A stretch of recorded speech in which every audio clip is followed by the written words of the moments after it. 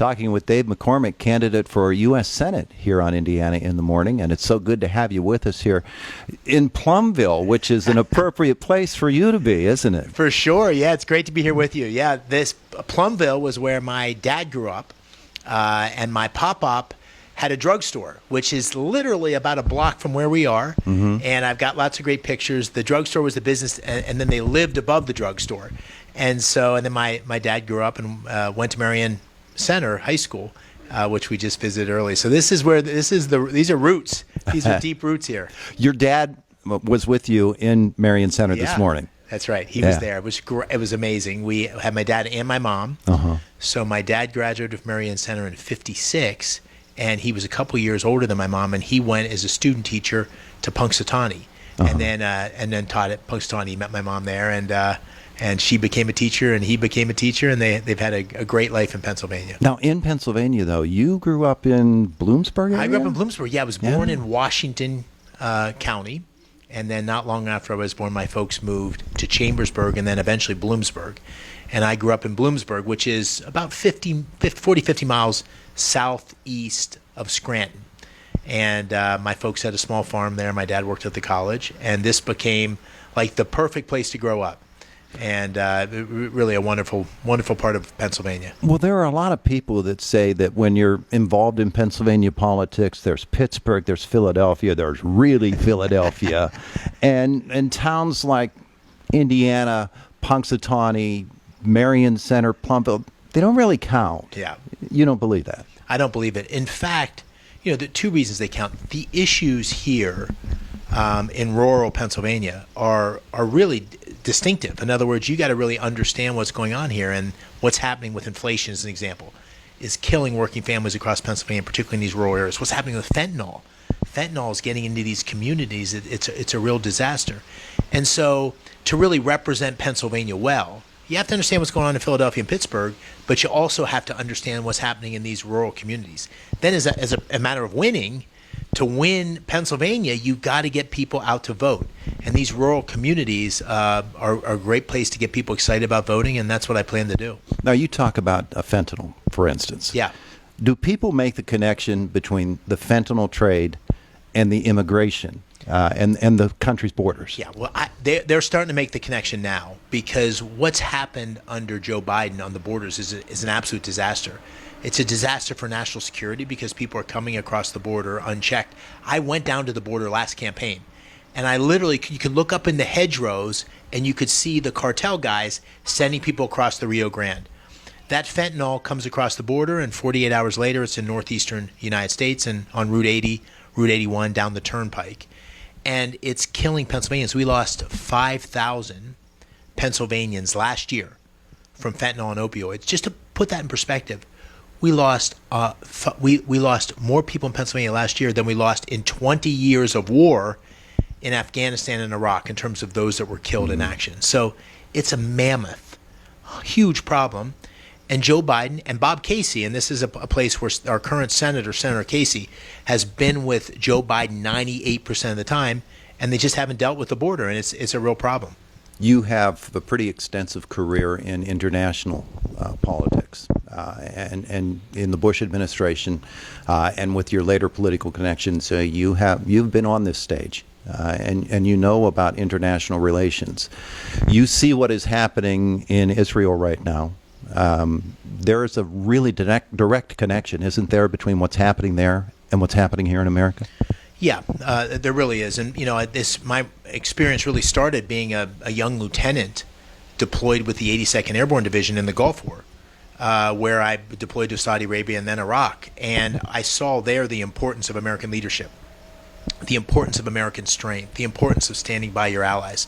And President Biden gave a talk in the Oval Office the other day where he talked about connecting the dots between what's happening in Russia and Ukraine, what's happening in Israel, and which was horrible, barbaric assault by this pure evil. And the dots that I connect are the dots of weakness, the disgraceful exit from Afghanistan, the terrible way that Biden initially dealt with Russia's threat to invade Ukraine. Remember, he sent Zelensky an airplane, said, "We want to help you get out." The way that we've appeased Iran, with the deals that were put in place under President Obama, supported by Biden, and then tried again by President Biden, where essentially we've given Iran the money to underwrite the terrorists, Hamas, Hezbollah, Islamic Jihad. These terrorists are explicitly trying to eradicate Israel, but also America. So these are the result of weakness, and it's the lesson you and I learned on the playground. If our adversaries, if the bully on the playground smells weakness, that's when they're going to come push you. And right now, our adversaries around the world smell weakness, and it's weakness under the leadership of Joe Biden and frankly, Bob Casey. Dave McCormick, our guest here on Indiana in the Morning.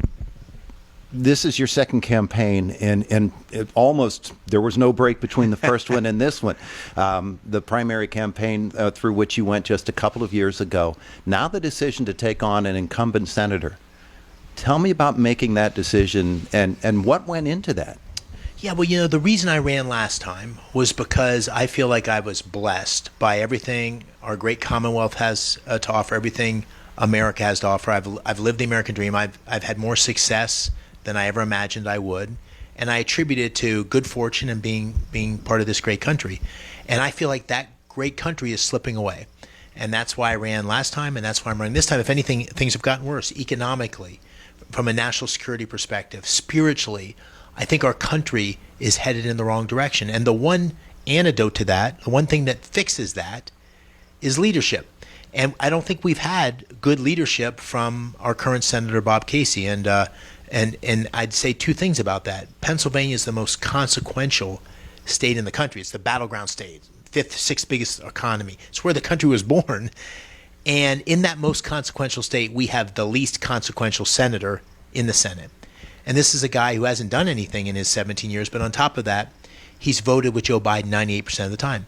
And so the case that I'm going to make to the people of Pennsylvania, I am making, is if you want the status quo, you should vote for Bob Casey. If you want to continue the failed policies of Joe Biden, vote for Bob Casey. But if you want a senator who's going to go to Washington to shake things up, try to get the country headed in the wrong direction, who has no allegiance to, I don't know anybody anything. I'm there for the people of Pennsylvania. I don't know Mitch McConnell anything. I don't know anybody anything. I am going to fight for Pennsylvania.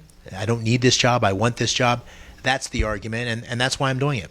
A campaign for U.S. Senate it's a tough grind. Yeah. You've been through it recently, so you know that. You need your family behind you to make this happen. Yeah. You know that the attacks are going to come. They're already coming. It's a compliment that they're worried. Yeah. Well, that all being the case, and knowing that your family has to be behind you in this, they're going to suffer through this a little bit too.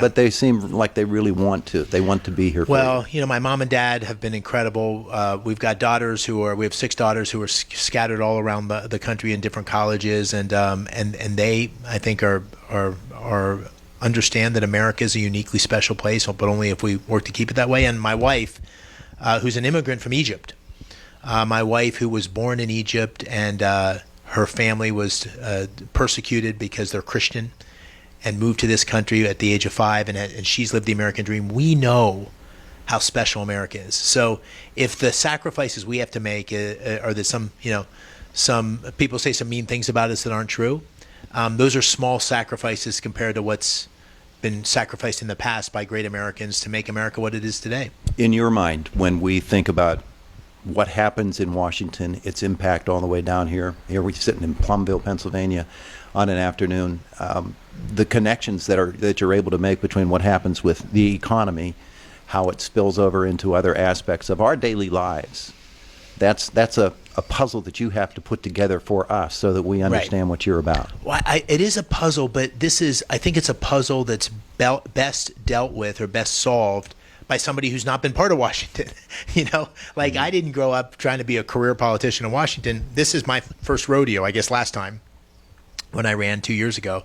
And so I'm doing it after having lived a life as a businessman, having made payroll, understanding what inflation looks like in the economy, having to hire people in tough environment, having to make a business work. And so my perspective is someone who's solved problems. His whole life, I've had to find common ground with people to solve problems. So I'm not going there to be the senator. I mean, being the junior senator from Pennsylvania is not my goal. My goal is to be a force for change.